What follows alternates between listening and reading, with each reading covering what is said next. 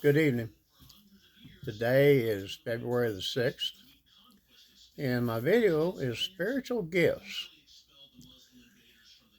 It's something you don't hear a whole lot of teaching on, but it's one of the most important things that we can look at. I know myself when I first started 6 years ago, going on 7, I really didn't understand that. And I didn't realize, we are all given gifts and we start learning them and perfecting them while we're young. It's a part of our life. And God gives us these gifts to be used to help further the gospel and spread the word and His love. Spiritual gifts are supernatural motivations given to every believer. Everyone doesn't receive the same gift. Just as many parts of the human body work together as one, so spiritual gifts are given to the body of Christ to serve as one.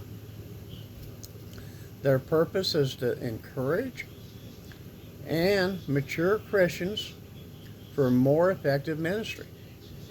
Spiritual gifts profile focuses on a specific number of spiritual gifts. These gifts are featured based upon their functional and practical use. There's I found 23 listed gifts in Romans 12, Ephesians 4, and 1 Corinthians 12. They include administration, ruling, apostleship, pioneering, craftsmanship, creative communication, discernment, encouraging and exhorting, evangelism, faith, giving, healing, hospitality, intercession, interpretation, knowledge, leadership, miracles, pastor or shepherding, prophecy, perceiving, teaching, tongues, serving in ministry, showing mercy and wisdom. And, it's like I've been sharing with a group of men. Every one of us has something that we're good at. There's no question about it. Every one of us has something we're good at. My wife has one of them arts and crafts people.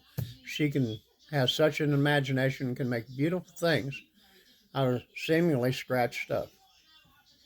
And she uses this as gifts to help other people. You sit there and you look at 1 Corinthians 12, 3 through 7, which is another of my favorite passages from Paul. It is nothing new for people to compare themselves to others according to what they perceive as their value. Are doctors more important than an auto mechanic? Are lawyers more important than plumbers? I could go on. I don't know about you, but when the sink is clogged, I don't want to call a lawyer. The people of Corinth weren't talking about doctors or plumbers, but about different kinds of hierarchy. They were speaking of spiritual gifts and wanting gifts of healing or the ability to perform miracles. But the reality is the same.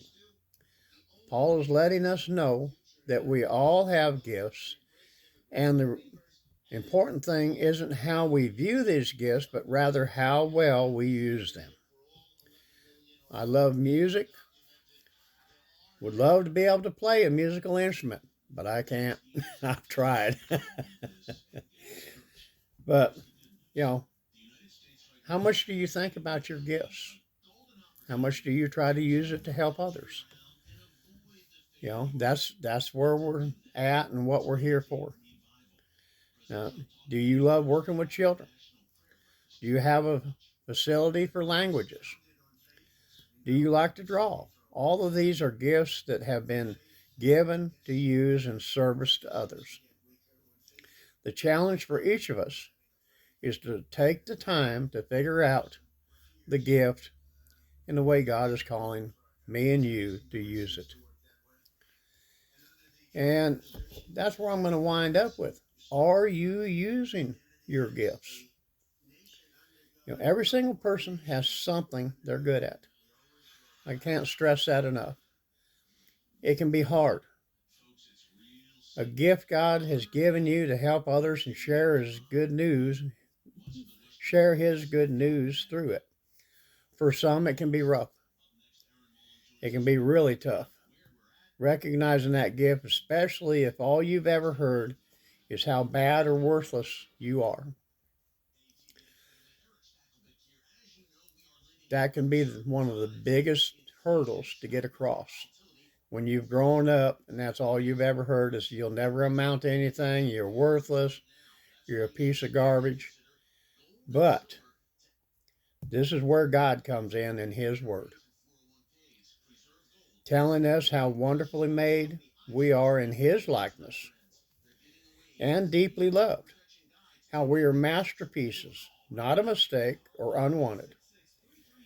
It says in Hebrews 13:5, for He Himself has said, I will never abandon or forsake you.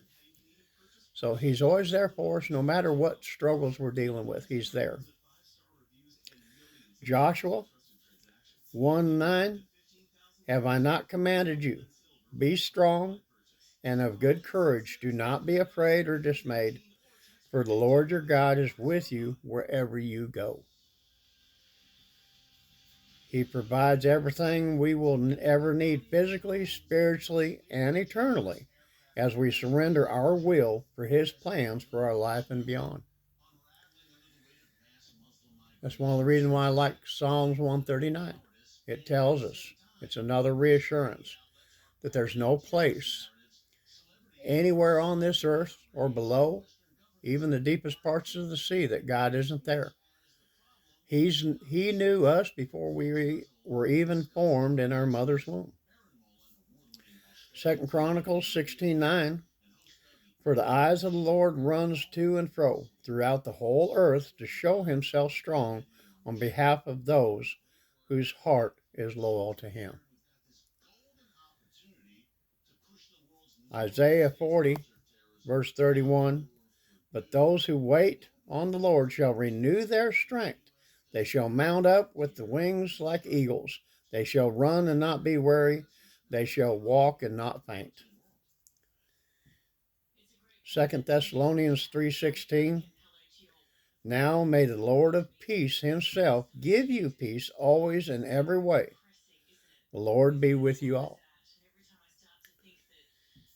And I'm going to end with Matthew 11:28. Come to me, all you who labor and are heavy laden, I will give you rest. He's there for us.